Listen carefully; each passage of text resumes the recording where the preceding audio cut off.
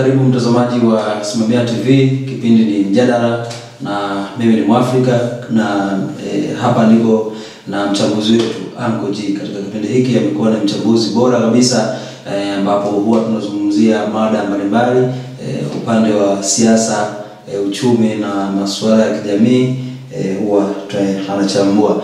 Na tukienda moja kwa moja mtazamaji wa Simamia TV, sakata ambalo la kukamatwa na kuwekwa ndani kwa mwenyekiti wa chama cha Demokrasia na Maendeleo Chadema Mheshimiwa Tundu Lissu limechukua sura mpya na linaendelea kuchukua sura mpya, na hapa tutaenda kuzungumza na mchambuzi wetu Angojea atatuambia linaleta lina picha gani kiujumla. Kwanza yeye anaona picha gani, lakini pia tunaangalia faida lakini na hasara vile vile kwa taifa, lakini pia hata kwa upande wa chama kama Chadema kutakuwa na faida labda au hasara, lakini pia kwa uchaguzi wetu ambao tunaenda kufanya unaenda kufanyika mwezi wa 10 mwaka 2025 kuchagua madiwani wa bunge pamoja na rais. Angoje, mambo vipi? Niko poa bana. Sakata kubwa na kwa sasa habari ya mjini Tanzania, Afrika Mashariki na Kati na duniani pia ni kukamatwa kwa mwenyekiti wa chama cha Demokrasia na Maendeleo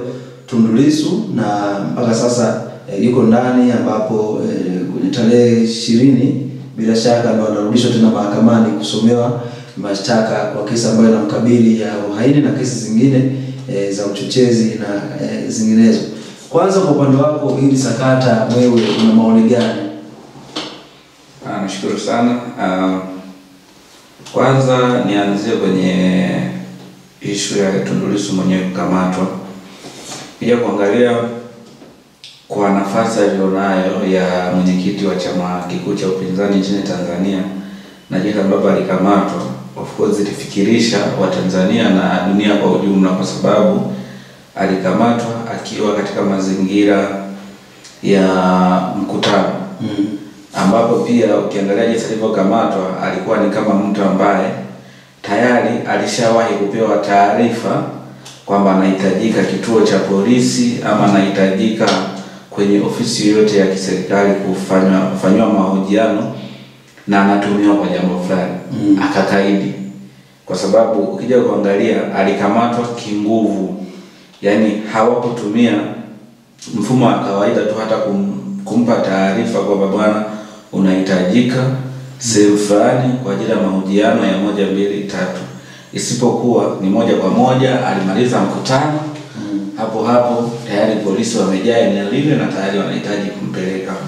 Sasa tutoke huko, hicho ni kitu ambacho pia kiliendelea kufikirisha, lakini naweza nikasema ni kwamba pia kwa hili jeshi la polisi na serikali kwa ujumla walijiwekea doa na kuonesha kwamba kumbe ambacho Chadema wanaenda nacho kukizungumza kukisambazwa kwa wananchi kwamba pengine ni sahihi, kwa sababu inaonekana kama ilitumika nguvu kubwa sana kwenye kitu ambacho itakiwa haitwe. Sasa tukirudi kwenye mambo ya ambayo anatuhumiwa nayo ya uhaini, uchochezi na uchapishaji wa taarifa zisizo rasmi ama taarifa za uongo mtandaoni, ni kesi ambazo tumeona zikiwakuta watu wengi sana. Lakini moja kati ya swala ambalo wanazuoni au watu ambao ni waelewa na wachambuzi wa mambo ya siasa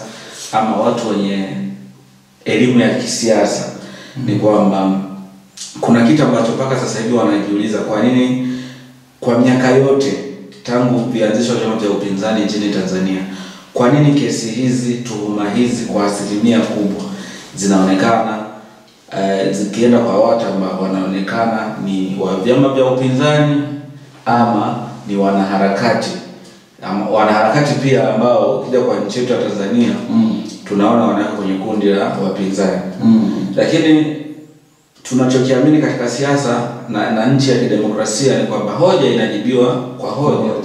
Na tunapozungumza upinzani sio dhambi.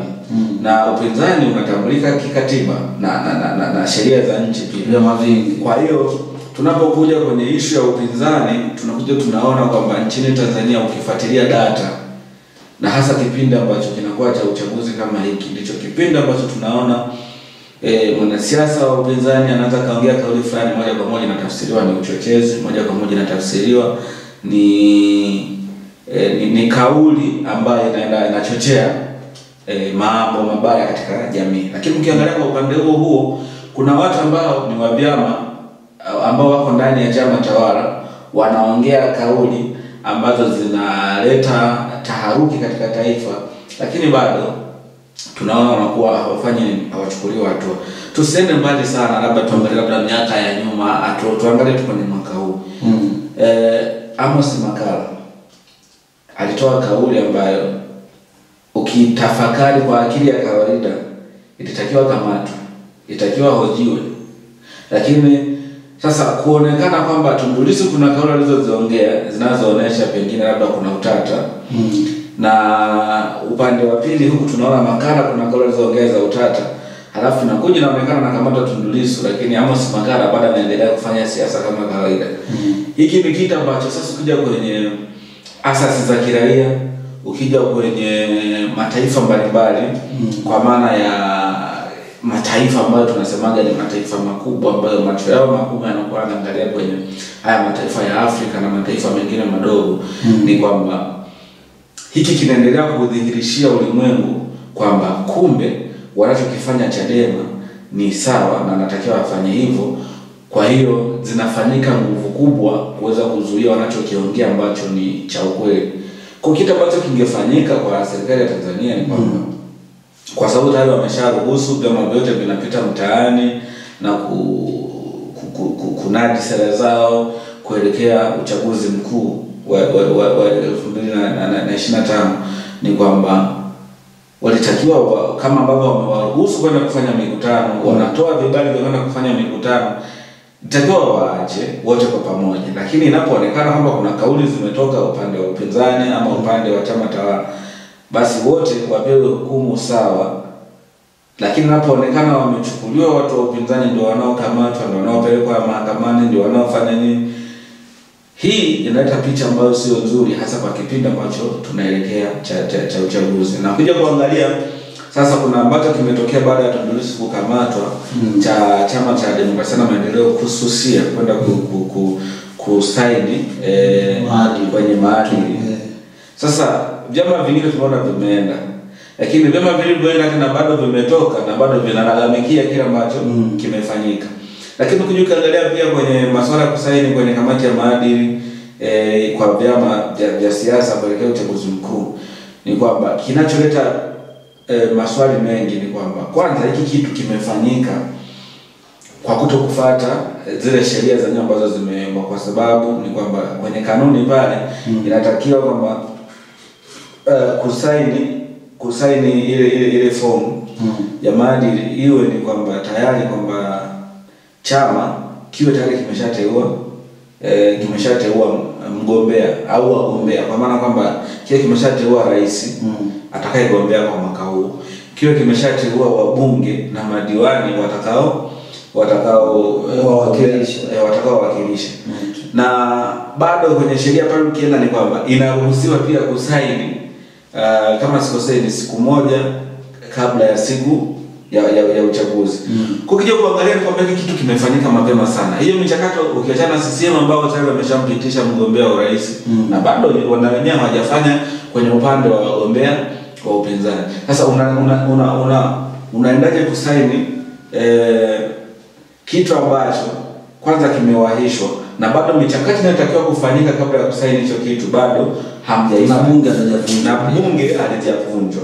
Kwa hiyo pia ukiangalia wanasheria wengi wamejaribu kuchambua kitu hiki na kuonesha kwamba pia malalamiko ambayo yanalalamikiwa kwenye tume ya uchaguzi inaonekana kwamba vyama vya upinzani, hapa tuzungumzie Chadema pekee yake, kwa sababu tunaona vyama vyote vya upinzani vinalalamika kwamba pia vinatamani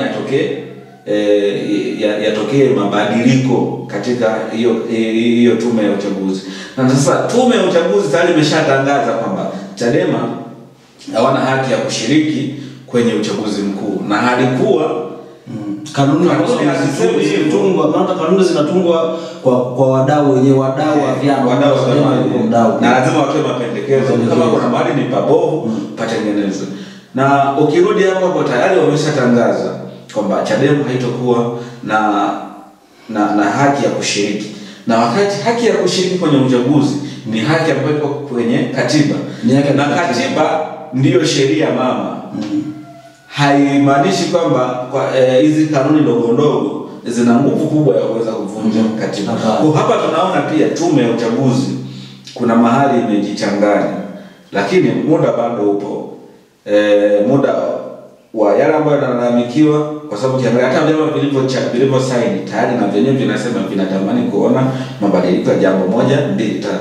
Kwa hiyo tunaona malalamiko yaliyopo sio tu ya Chadema bali ni ya vyama karibia vyote vya upinzani. Na tukishasema sasa ni vyama karibia vyote vya upinzani, hapo tunamaanisha ni wananchi ndio wanahitaji hicho kitu. Kwa sababu kija kuangalia pia ni kwamba mbali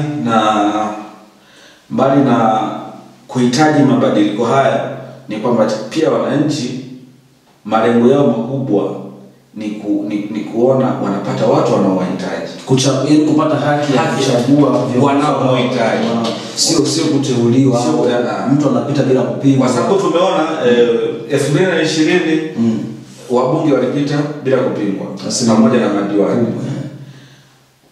Ukija tena kwenye uchaguzi wa serikali za mitaa mwaka jana ni kwamba ni kama wamepita pia bila kupingwa. Sasa tatu naelekea kwenye uchaguzi mwingine mkuu. Kama kuna haya mambo yameshatokea na tatu tuko kwenye demokrasia, kwa nini watu ambao wanapita bila kupingwa? Kwa nini tusiruhusu wananchi wenyewe waseme fulani tunamtaka na fulani hatumtaki? Mimi nimeona kauli ambayo imetrend sasa hivi ya mbunge kutoka hapa majirani zetu hapa Mbogwe hapa. Anasema Bwana Maganga anasema yeye ni mtu wa halali, hakubali kwenye haramu. Kama kura zimetosha zibaki kama zilivyo, zisipunguzwe wala zisiongezwe, na kama hazijatosha basi hafai, akae pembeni aingie mtu mwingine. Kwa hiyo haya yote yanatokea, lakini tunaijenga Tanzania iliyo moja. Yaani nje ya vyama vya siasa, huyu ni CCM, huyu ni Chadema, huyu ni nani, Watanzania wote wanakutana kwenye kitu kinachowaunganisha kama ndugu kwenye Tanzania, uraia, utaifa. Kuna mtu ambaye yeye ni baba ni sisi, kila na watoto ni Chadema, watoto ni ACT Wazalendo ama vyama vingine. Sasa nje ya siasa kuna undugu.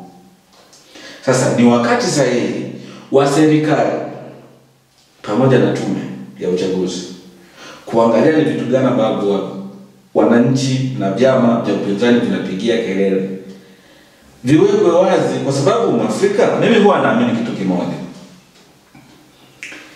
ikiwa mtu amekuwepo madarakani, iwe ni kwa miaka 5 au zaidi ya miaka 5, huyo hataki kuja kufanya kampeni tena. Sio, naelewa Mwafrika na mtazamaji pia, sio kama naelewa. Yaani mtu aliyepo madarakani hahitaji kufanya kampeni tena. Maana yake kazi alizozifanya kipindi cha uongozi wake ndicho kinachomtangaza kwa wananchi waweze kushawishika kumchagua. Nje na hapo ni uongo Mwafrika. Kama mtu yuko madarakani, kwa nini kazi zake zisimbebe na zimrudishe kwenye kiti chake? Ina maana kama kazi zake alizozifanya haziwezi kumbeba na kumrudisha madarakani, anatumia nguvu ya ziada, ni dhahiri kwamba hafai. Sawa, mimi nina swali kidogo. Vyama vilivyoenda kusaini ni vyama 18 na Chadema ni chama cha 19 ambacho hakijasaini. Kwenye vyama takriban kama 19, kimoja hakijasaini. Lakini baada ya kutoka kwenye kusaini, wale walioenda kusaini bado wanatoka na malalamiko. Na wamesha saini. Sawa, lakini wamesha saini. Bado wanasema kuna changamoto nyingi. wakati huo wanaendelea kunadi kwamba wataendelea kupambania kupatikana kwa katiba mpya ama baadhi ya vifungu vya baadhi ya kanuni za uchaguzi kubadilika, hususan kwenye kuwa na tume huru ya uchaguzi. Na wengi wamesema tume huru ya uchaguzi imebadilishwa tu jina kutoka kwenye tume huru, kutoka kwenye tume ya uchaguzi wakaongeza neno huru. Sawa. Kuwe na wasimamizi wa uchaguzi wasitokane na sio watumishi wa umma, lakini pia wagombea wasiinguliwe, lakini pia mambo ya kubambikiwa kesi, na pia mtu anaposhinda atangazwe na kutangaza vitu kama hivyo. Lakini vyama vingine viliingia vikasaini na vinasema vitaingia kwenye uchaguzi, vitapambana. Tukirudi nyuma, kuna swali ambalo nisha kumuuliza kiongozi fulani wa NCCR Mageuzi hapa wilayani Ngara. Na nadhani alinijibu kidogo kwa ukali fulani hivi. Yaani 2019 walikatwa wenye vitu wa kijiji wote. Sijui vitongoji, sijui mitaa. 2020 pia 20 wabunge Chadema alitoka mmoja tu. Mkasi sijui Mkasi mmoja tu. Lakini wote ambao watu wanawafahamu huyu ni jembe, na istio kidogo walipata kule Zanzibar sana, lakini walikatwa kama wote. Kwa hiyo bunge likawa ni la chama kimoja. Huu si kwamba tunachukia duni walisia ambao kila mtu anafahamu. Haya, kuna 2024 mwaka jana sehemu nyingi waliinguliwa. Je, hawa wanaosema kwamba vyama hivi 18 vilivyosaini vingine hivi ukiondoa na sehemu tuseme kama 17 wanapata wapi nguvu ya kusema tunaenda kushinda, ili hali wana experience ya kuinguliwa? Wanachokidai bado hakijakaa sawa. Hiyo nguvu wanapata wapi ya kusema tutashinda? Na hapo ndipo mpaka sasa hivi ukiangalia mjadala mkubwa ni Chadema ukija kuangalia pengine kupitia katibu wao alisema aliandika kwenye mtandao kwamba wao hawatoshiriki kwa mtandao wa X ambao ni Twitter zamani, kwamba wao hawatoshiriki na hawajatuma mwakilishi yeyote kwenda kusaini kile kitu. Unajua Afrika siku zote, mfano sisi wa Tanzania ni wepesi sana kuingia kwenye mikataba ila bila kusoma mkataba, kuelewa mkataba na kujua mkataba utakuwa una madhara gani kwako. Zaidi unaangalia ile faida ya kwanza ya kusaini, kwamba nikisaini na nimepata haki ya kufanya moja mbili. Kwa na hiyo kama vilivyoingia kwenye kusaini, viliingia vikisema hebu tusaini tusije tukapoteza sifa ya kugombea. Lakini wakati huo ni kwamba ukisha saini moja kwa moja umethibitisha kwamba utashiriki uchaguzi kwa namna yoyote itakayo kuwepo. Kwa hiyo masuala ya kusaini ni jambo moja, lakini masuala ya kudai mabadiliko baada ya kusaini, hili ni jambo lingine. Kwa sababu Afrika leo unapoingia mkataba na mimi, labda ni mkataba wa kazi, natakiwa nikulipe labda kiasi fulani. Utashawishika kusaini kwa sababu pengine kile kiasi unakiona ni kitamu, ni kizuri, kinavutia. Lakini kadri utakavyoongezeka majukumu, familia yako itakavyoongezeka, watoto wanahitaji kwenda shule fulani, ada kiasi fulani na nini, itafika muda ule mshahara tuliokubaliana kwenye mkataba unaweza kuwa ni mdogo kwako. Sasa itafika muda uanze kukaa meza moja na mimi kwamba nikuongeze. Sio umeelewa? Lakini mimi mwenye mkataba ni kwamba mkataba wetu unatakiwa udumu kwa miaka fulani. Na pengine inawezekana katika mkataba wangu nileka vipengele vigumu ambavyo hata nisipokuongezea mshahara hauna cha kunifanya. Sio umeelewa? Kwa hiyo hawa hivi ndivyo vilivyosaini kusema vinapigania haki ya kusema mabadiliko yatokee. Mabadiliko yanaweza kutokea, lakini sio lazima yatokee. Kwa sababu tayari wameshaingia kwenye mfumo na wamesha saini. Right, kama vyama vyote vya upinzani vingetengeneza umoja nikasema havisaini, unategemea nini kingetokea? Sasa mimi naomba tumalizie hapo Angoji. Kama la kumalizia unaweza kumalizia ni kusema kwamba right, kama vyama vyote vya upinzani vingeweka msimamo mmoja na kusema havisaini, inamaanisha tume isingekuwa na nguvu ya kusema sasa tunaenda kufanya uchaguzi wa chama kimoja, vyama ambavyo havijasaini havitokuwa na sifa ya kugombea. Na ndio maana kilionekana chama kimoja ndio kimeweka mgomo, kimejiweka pembeni, na ndio maana wakapata nguvu ya kusema chama hicho hakina haki tena ya kufanya nini, ya kushiriki kwenye uchaguzi kwa muda wa miaka 5. Yaani sio uchaguzi tu wa 2025. Yaani hapo inamaanisha kwamba uchaguzi wa serikali za mitaa 2019 chama hicho kitakuwa tena 29. Lakini watu wanaosema zile kanuni